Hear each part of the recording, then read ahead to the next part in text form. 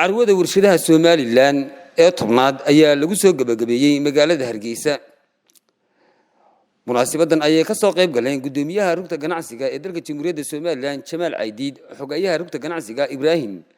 wasiirka maalgashiga ee dalka Jamhuuriyadda Somaliland Aamine Cilmi Fariid, wasiirka ganacsiga ee dalka Jamhuuriyadda Somaliland Maxamuud Saacad Saajin, wasiirka beeraha ee dalka Jamhuuriyadda Somaliland Cabdulqaadir Iimaan Warsame iyo gudoomiyaha gobolka Maroodijeex Maxamed Axmed Cilmi. Mas'uuliyiinta munaasabaddan ka soo qayb galay ayaa ka warramay doorka warshaduhu ay ka qaataan wax soo saarka horumarka iyo dhaqaalaha dalka. Mas'uuliyiinta oo ka hadlaya arrintan waxa hadaladoodii ka mid ahaa insha Allah laakiin waxaan ka qaadanaa inaynu joogtayno carwooyinka sidii aan hore uga qaadnayna gobolladana aan ugu gudbin doono intii hore aan ugu gudbin dhammaantiin waxaan aad iyo aad mar labaad iyo mar saddexaad uga hormarayaa shirkadaha ganacsatada kala duwan ganacsiga gaarka loo leeyahay ee ka soo qayb galay carwada. Salaan aad iyo aad baan ugu qeexayaa sida fiican ay ganacsatadu u soo bandhigeen adeegyadooda koodii. waa maalin lagu farxo waa gabagabadii aynu gabagabeynayna carwadan aynu ku qabanay Hotel Mansour. hal badan sababna maanta waa dad badan baa la sugayaa waxa weeyaan mahadnaq iyo hambalyo. waxaan u mahadnaqayaa dhammaan cid walba ku soo qayb gashay carwadan, hadday noqoto ganacsatada iyo hadday noqoto dadkii soo siyaaranaya carwadan oo si fiican u soo ajiibay. waxaan kaloo u mahadnaqayaa wasiirada ka soo qayb galay maalintii hore maantaba nasashada fiican loo soo ajiibay inay ku mahadsan yihiin ka soo qaybgalkoogaasi. si qurux badan baanad uga shaqayseen waa intaasoo looga sii dhawaano oo qarankan aad sidaas uga shaqaysaan wanaaggiisana aynu bannaanka u saarno. waayo waxaa tihiin ambaasadaariskii ka wakiilka ahaa dalka Somaliland. ganacsatada oo ugu horeeyaan bangiyadu wasiirda halkaas soo fadhiya waa inay fasfad ku sameeyaan beerihii, waa inay wax soo saar soo saarnaa, waa inaynu u jeedsanaa dhulka, waa inaynu foorarsanaa, waa inaynu samaynaa maxayday beera ganacsiyeed oo beeraha yaryar ku filan qoyska aynu ka gudubnaa aynu u gudubnaa inaynu commercial farming wax la yidhaahdo aynu samayno. waxaa farxad noo ah maanta in carwadan oo aanu furitaankeedii ka qayb gallay maantana aanu xidhitaankeedii ka qayb gallay waanu xidhitaankeedii maanta joognaa iyadoo 7 casho socotay welina ummadda aanay ku filayn 7 casho oo waqti dheeriya sii codsanayaan. waxaan se filayaa dib baanu uga wada hadli doonaa wasiirka ganacsiga iyo gudoomiyaha rugta ganacsiga. waxaa waqtigaa la gaabin doonaa in sanadkiiba hal mar la qabto, waxaa laga dhigi doonaa in sanadkiiba dhowr jeer la qabto. waxaan kaloo ku hambaliyeynayaa ganacsatada haweenka boqolkiiba 60 waa haween ganacsatada maanta meesha joogta. aad baan ugu hambaliyeynayaa horumarka ay ku tallaabsadeen haweenku.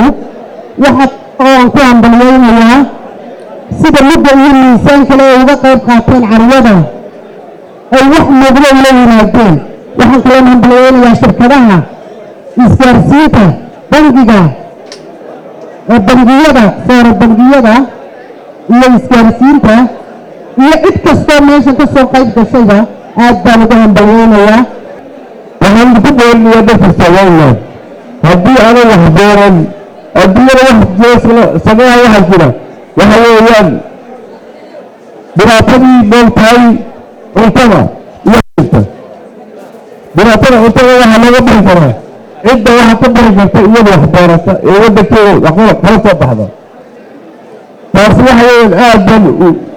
liidanaa. waxaan rajaynayaa in farsahdeenu isbedesho aan ogaano waxa adduunyada ka jira aan dadaalno oo wax la soo baxno sidaa baan ku nabadgalaynaa haddii kala dhan jiray. dhinaca kalena waxaa shahaadooyin lagu guddoonsiiyey qaar ka mid ah shirkadaha ka soo qayb galay carwadan shirkadaha warshadaha waaweyn ee dalkan Jamhuuriyadda Soomaaliland oo ku soo bandhigay carwadan wax soo saarka kala duwan ee shirkadahaasi ay soo saaraan ayaa ka warramay doorka ay ka qaateen horumarka dalka iyo wax soo saarka waxa kale oo ay ka warrameen mas'uuliyiinta shirkadahan ee carwadan ka hadlay doorka shirkadahani ay ka qaateen kobcinta dhaqaalaha dalka تلسل جروبان صار كور قطار مشاء جفاف الله صوبر كلي اللي جاء سبب كشري اللي جدي هو الاسبوعيسي اسماعيلي ما كشري وحيلا اللي بدي سافر أنا وحكي لها والله هذا مالكم لكن بيجي تلسل جروب كمل مالكم وبامور عصري صوبر جاي يوم دار السلام بانك والله سنة هاي وحيلا هو ديما بناي قوم صوبر جاي نبهاي دار السلام بانك ما في معامل سيني يجلس الموضوع إنه هو هاي باور فروق عطو مالكنا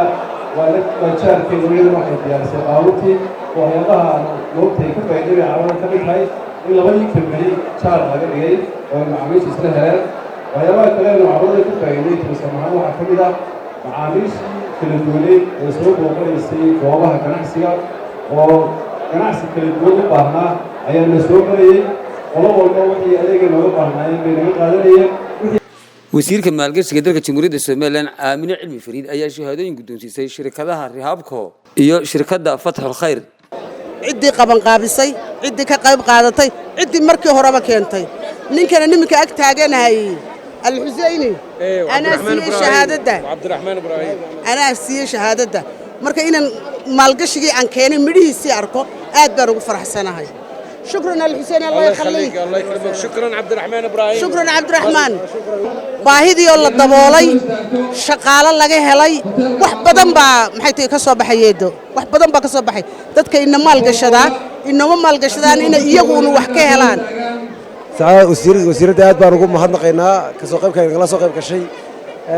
warshada masnacan Fath al Khayr waa masnac saadiga hore uga warramay TV-ga hore aan ugu warramay waa masnac jiray waqti gaaban